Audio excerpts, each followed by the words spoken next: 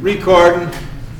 Big shout out to Rashad, who didn't get his video last Friday because we were at the basketball game. And for Dane, because he's not here. Dane Cook. Dane C. Anyways.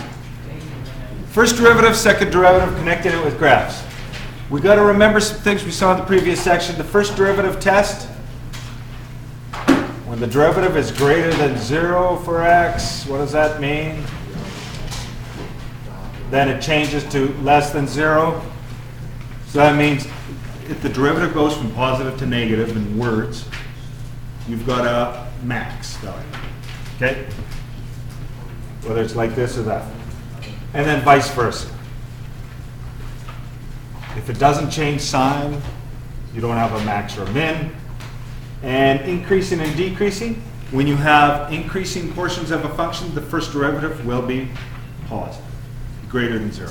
When you have decreasing portions to a function, you have the derivative being less than 0. Right? Also, we said the second derivative, what does it describe? It describes how the first derivative is changing.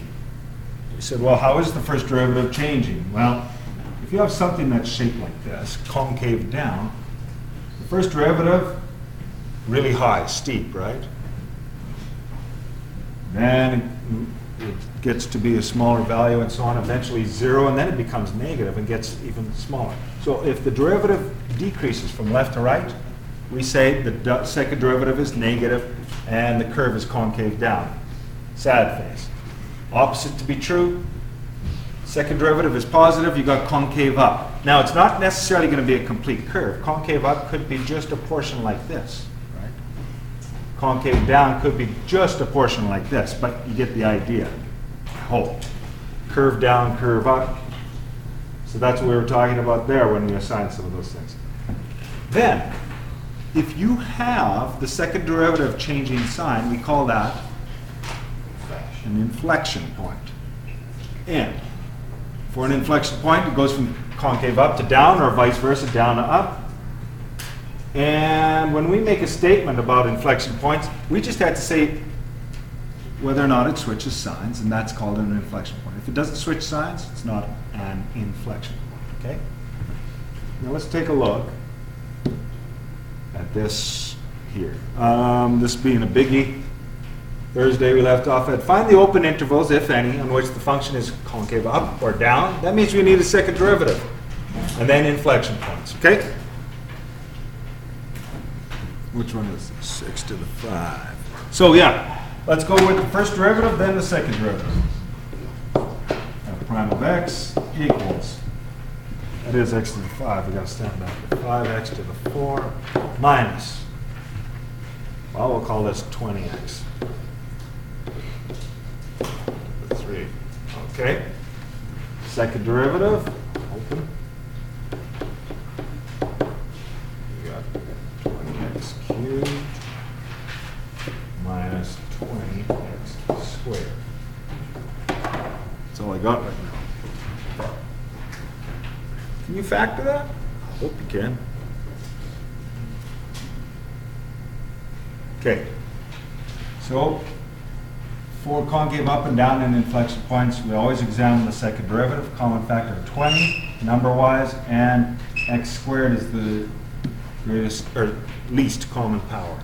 So we're going to just do that, and then we can do some sign analysis here. So I've got, makes it way easier if you do this. I'm left behind with x minus 1. So we're not dealing with we don't have to because I didn't ask for increasing, decreasing, and such yet. Now, we set up. I'm going to set it up over on the left here. What am I going to do? Make an XY axis. I just need an x-axis. Now I get a 0. I think you can look at this and see where the zeros are, right? At 0 and at positive 1. I'm going to put the factors. I'm going to call 20x squared right here. And we'll go x minus 1 right here. These are the second derivatives that we're doing. We're not, but it's the same idea as testing out the first derivative. use a number line.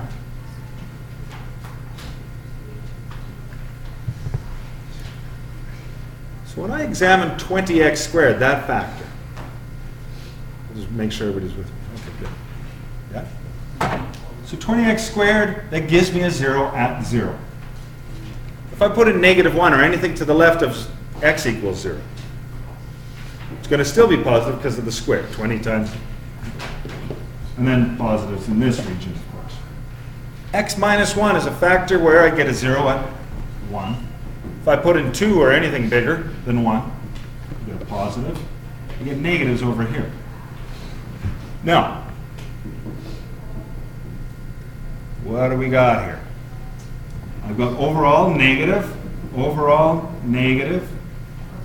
positive. So we can now answer both questions, 1 and 2.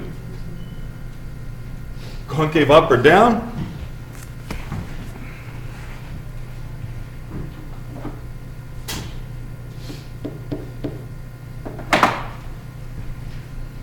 So, where's the concave up? 1, 2, and 8. Yeah, 1 and up, 1 through infinity, and then down, in negative infinity to positive 1, right? Okay. So, now you could give reasons on concave up.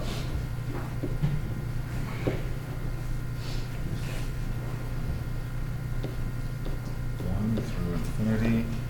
Since f double prime of x is greater than 0.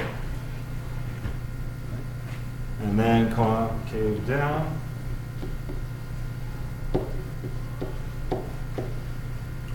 Negative infinity to 1.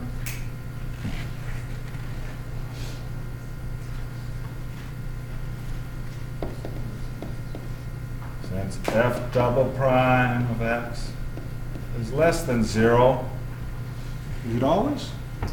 It's less than or equal to 0 with one spot. So how do we go to Well, we'll take a look.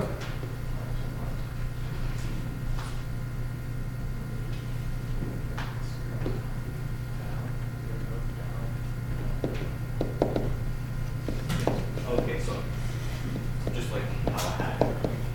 As long as it's a small number, a countable number of times that it gives you 0 in there. Lessons.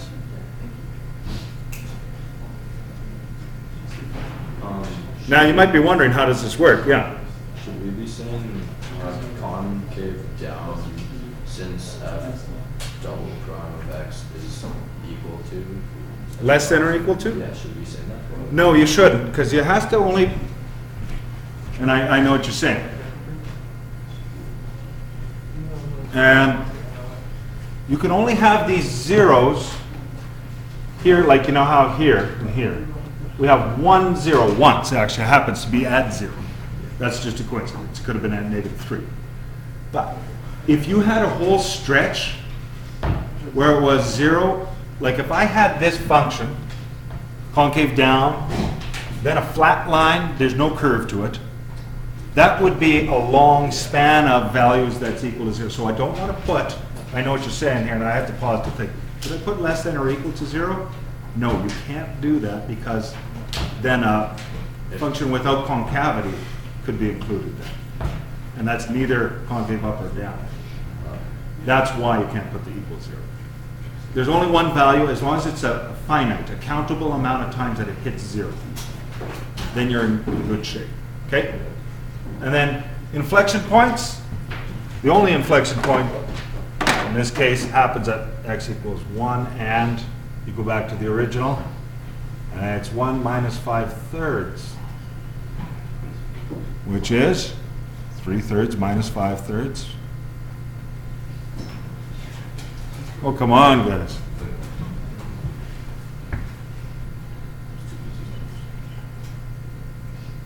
It is thirds, yeah. Okay.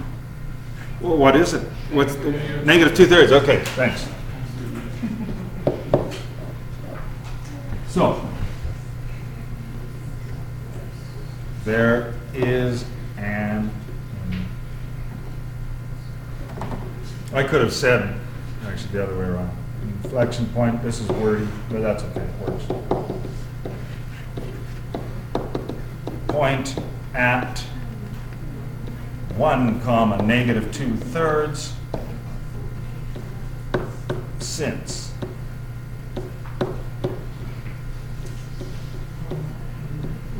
switches from signs from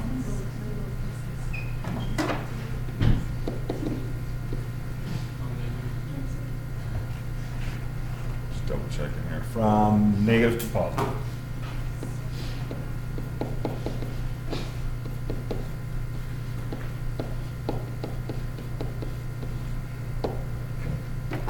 Now, someone was asking, how can this work? How can you have a 0 and then it's still negative? There's a number of ways. We'll see what this could be. But sometimes you get this situation. We'll see what this one is. What if this was concave down like this, and then concave up like this? Sometimes, and it depends on the structure, that this will be a double root here, and it comes up as a 0 for the second derivative, but it doesn't actually switch signs. Sometimes it's like that. Now, if you graph this, and that is the case here, I'm pretty sure. Anyways, if you graph this, I think it'll look something like that, what I just erased. Of course, it'll be stretched differently and so on. And you'd see if you looked at the first derivative. Now, what about something like this? Now, this one's a real beggar here. I'm going to give you, now you guys know you'd have to work this out with the quotient rule twice, right? You do the first derivative, then you do the second derivative for this, okay? I know you know how to do the quotient rule, so I'm not going to take up too much time. I'm going to give you the second derivative, okay? So I worked it out before. 2x on the top, x squared plus 3.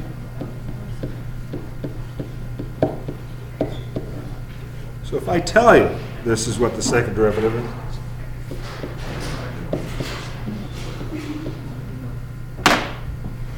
so I've done all the work, and it's a lot of work. It's basically a full page. I did it here, you can see. Now there's possible inflection points at what? 0?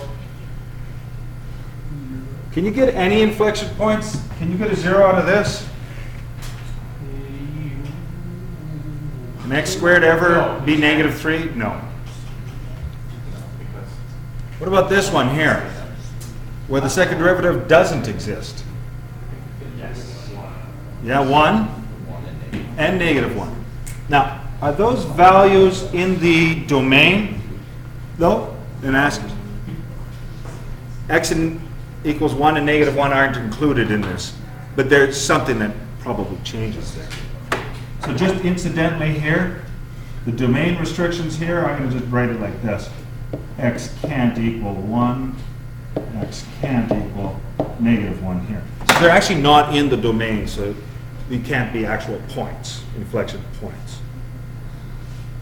So, but we're still going to look at those spots when we do sign analysis here, okay?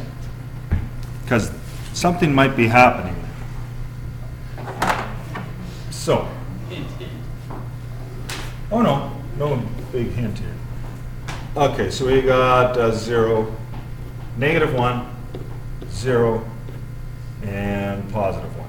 Now, because negative 1 and 1 aren't in here, I'm going to just put so like an X here, like we're not actually including these.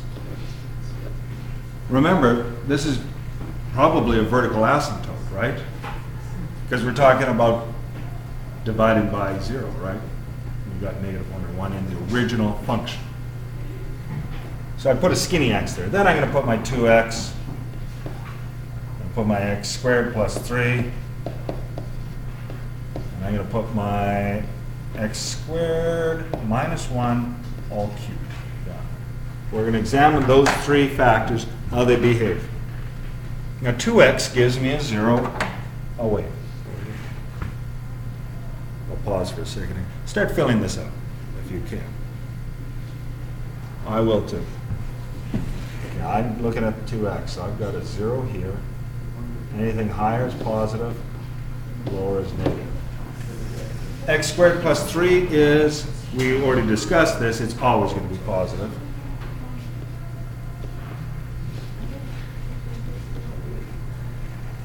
X squared minus 1, and then it's cubed, but that doesn't change the sign.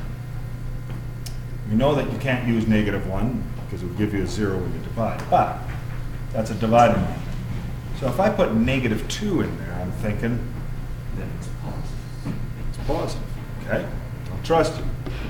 If I put 0.5 in there, 1/2, or if I put 0 in there, anything in between -1 and 1, 0 is easy. You get a negative out of this.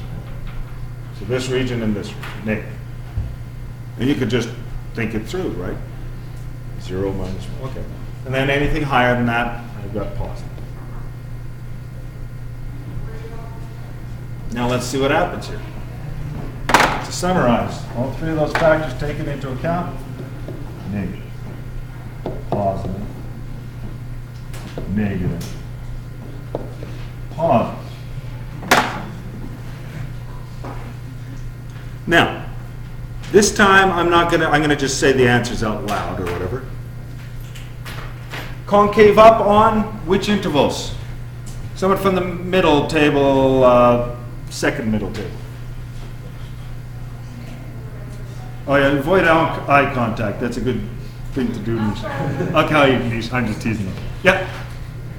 So it'd be up on the 0, like -2 to 0. -1 to 0 is, and then that's since it's greater than double, the second derivative is greater than, and then beyond to infinity, right? 1 and 0. Okay, we got this. And concave down on this portion and this portion, right? Yes. Good. Inflection points. What's the x value, the domain value of the inflection points? I won't have you work them out. Actually, you could work this one out pretty easy. But what's the inflection point in this case? I guess? 0, comma 0. Actually, if you put it in this case, it's 0 on the top, 0 minus 1, so 0 divided by -1. It's not undefined. It works. So This is the only inflection point. You wouldn't call 1 or -1? Like, No, because you can't get a point out of this. You can't plug them in. And we know enough, I'm hoping, when you see rational functions, you're thinking, oh yeah, that's where it might go like this. Yeah, okay. Or, oh, that's a mistake there. Like this, possibly, or like this. Incidentally, knowing that this is, let's just do a really rough sketch, because we didn't do the first analysis or anything like this. Just knowing that these are two asymptotes, what could that look like up to -1? If it's on the negative side. Now that's only the concavity, it's not whether it's increasing or decreasing. So I see somebody going like this. Okay. That could be. What about concave up for this? Oh, it would be like. But it has to come from infinity, you'd think, eh? Concave up, and then at 0, comma 0, right there, like this, eh? What about this concave up portion? Yeah. Now, I'm not saying, like, this could be down lower and still satisfy this, right? We're not saying anything about the rest of this. I'm just roughly, could this happen? Yeah, this could happen. And this is why, where there's an asymptote, you can't say it's a point, even though the concavity changes. It's an important thing to look at. There's some examples. If you put it in your graphic calculator, you'd soon see what it is. Okay. What did he say? Oh. Okay. Now, like I said, we did those answers aloud, but you got the recipe to say, you know, it switches signs from, so on when you got these. Now what? Well, is the next thing you guys have a picture of a graph?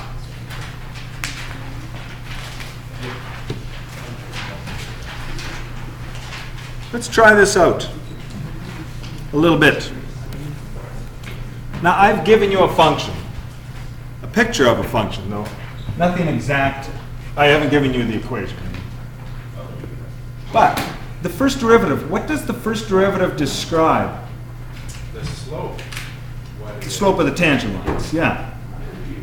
The easiest slopes of tangent lines to do are zeros, correct? I'd say. There's a zero here, there's a zero there, and there's a zero there. So what should you do directly underneath at the same spot? You notice I used 1, 2, 3 squares to come up with 1. So just keep that in mind. So at -1, what should I do? Plot a 0. Okay? So my -1 is right there. And what's the other one? I slid it up. At +1, I've got a 0. And then the other one I have on a halfway point, but I can just do it directly down here. I got a 0 there. And I've just lined these up, right? Okay. Now,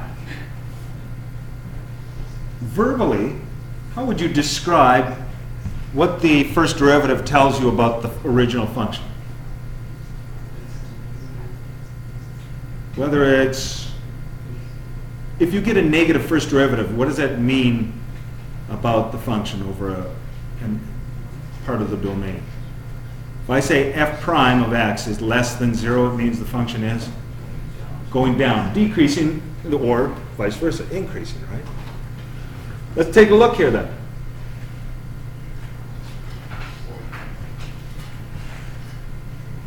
Up to this 0 here, increasing or decreasing? Decreasing. So we're going to have negative first derivative values. And you think about it, yeah, the slope here will be really steep, kind of steep, and then as it gets closer to 1, negative, getting closer to 0. It's probably going to be curvy. So we're going to go with this. I'm going to say, I'm going to change the color there too. Now, I don't have exact values. That's not the point here. I'm just going to go. Oh, I didn't mean to make it like that. It is a curve, but I'm going to go backwards. Okay. I don't know exactly what it is, but it's going there. It's going to come up to 0. And then I look directly above, and I notice it increases for this portion. So that means I'm going to get positive values. But right off the hop, after like -9 or 0.99, you hear it's 0. Then it's like a little bit positive, right? Then a lot of bit positive, if that makes no sense. Seems to be the most steep here then, right? Then what happens? It's decreasing in value, but it's still positive, right?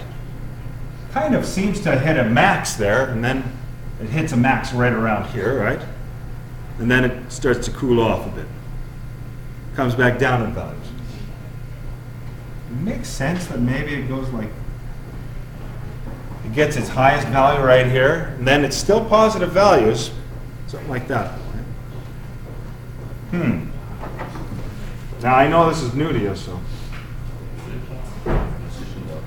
I'm not really concerned about how high I made that hump, because we don't have, I just go up 4 or 5 blocks. It's just hard to draw if they're going like. It would be the amount of like what the slope is. It is.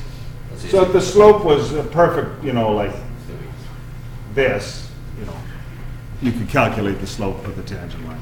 But we're just guesstimating. That's not the point. We're not going to waste time doing this. Then it decreases here. That means that the slope, or this, negative values again, right? But it comes back up to 0, so we know that it's got to curve back up, okay? So somehow it's probably steepest around here, right? So it goes lowest around that spot.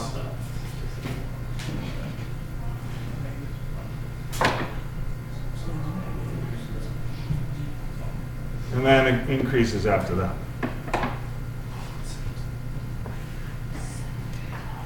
So, I want to think about this here too. There's a couple of ways of thinking these through. Right? Does this, now if we just looked at the second derivative, and we went backwards again, pretend we didn't have what was on the first, on the given set. And we did this sign analysis and stuff like this. What would you say about this portion here? The derivative is less than 0, right? Or negative. So what do you, negatives? Okay, it's decreasing. And then this portion from -1 to +1, it's all positive. This region is all negative derivative. I'm talking about second derivative. And then positive. You remember how I used to say, when you guys just have this in chart form, no picture of the first derivative, just do a quick sketch and see if it's increasing, decreasing.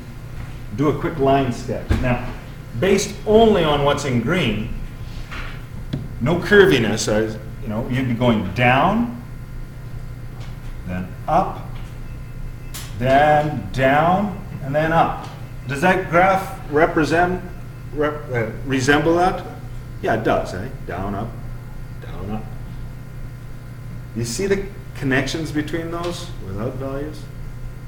Okay. Well, then basically to go from the first derivative to the second derivative, we kind of,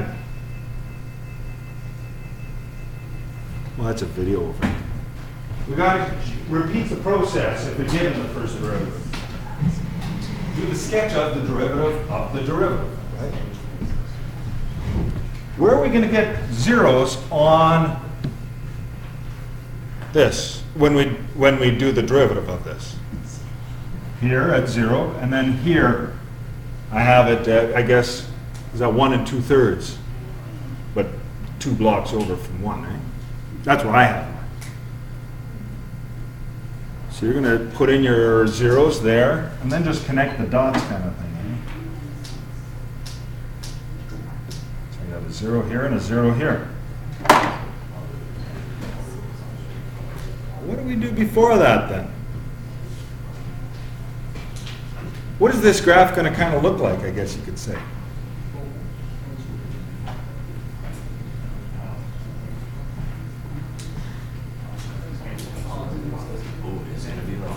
Oh, it's increasing. I hear positive. Then this portion is negative, and then this portion is positive.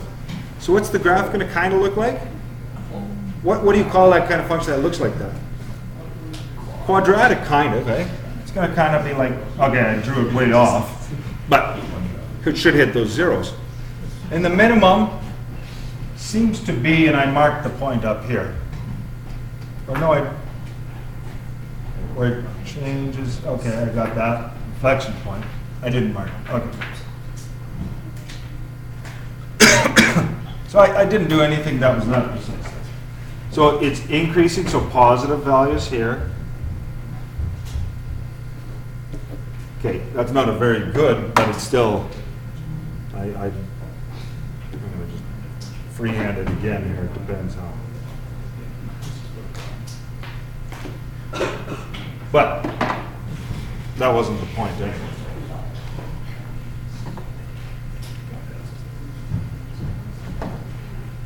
Now, concavity is what this describes, right? Does it accurately describe the concavity of the first function? Well, let's see here. Negative region, positive region, concave up on that side. And inflection points at 0 and 1 2/3. Does that look like that? Yep, concave up. There, okay, I didn't mean to do that, but anyways. Concave up, inflection point at 0, changes, concave down. Inflection point, 1 2/3, concave up. It's all consistent with your graph.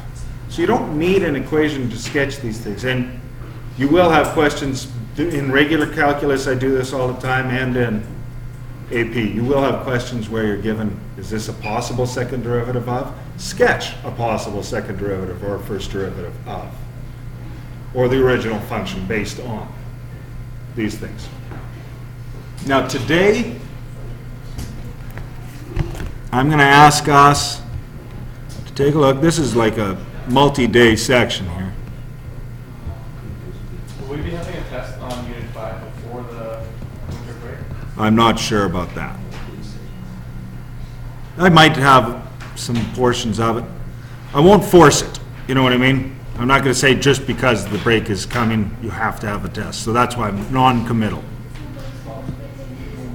I might have a quiz portion of that. I don't know. I'll see where we get to and it's comfortable. Back to here, guys. So flip to that assignment part. Let's just try number 1A from what I copied and pasted in there. See if you guys can figure this out. Sketch a graph of the function around the number 2, x equals 2, for which. We'll take a look at this one here. I'll take a look maybe at 2 of them. Just see, and you guys can finish those off here, but I'll just get my camera out. Oh, I didn't mean to do that. I'll lock this down here.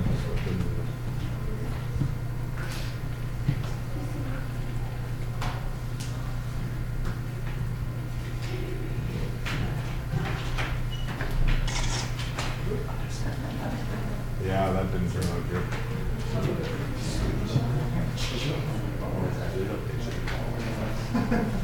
Oh, let's put a line through this. This is working like crap today. Try it again, and then I'll give up. Put 1, 2, 3 lines. Well, I'm just going to go over. Okay. Cut. And insert.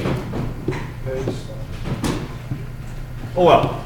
Okay, here's what you're going to do, and it's just on a plain blank sheet of paper, but sketch a function in the vicinity of 2. Okay, so you just need this, 1A. Test, test, test, test. Okay, what does the first thing tell you? It just tells you that the function is above f of 2 is greater than 0. It happens somewhere in here, right? That's it. Don't put a squiggle there. But what does the derivative at 2 is greater than 0 tell you? Increasing. It's increasing. So my first thing is that I know it's going up from left to right. What does this tell you though? Greater than 0? Concave, happy, up. So it's not only going like this, it is curved like that, right? Now it might not be that curvy, it could be just a little bit curvy there like that. But that's the kind of idea you got there, right? That's what you got to do for A, then B, then B.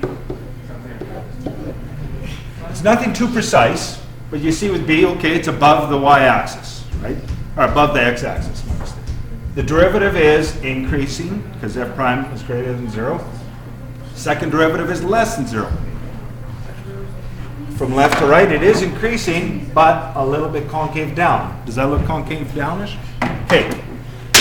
Those questions, you got to get them through your head there. Think through those and try those questions on the that I've printed for you, okay?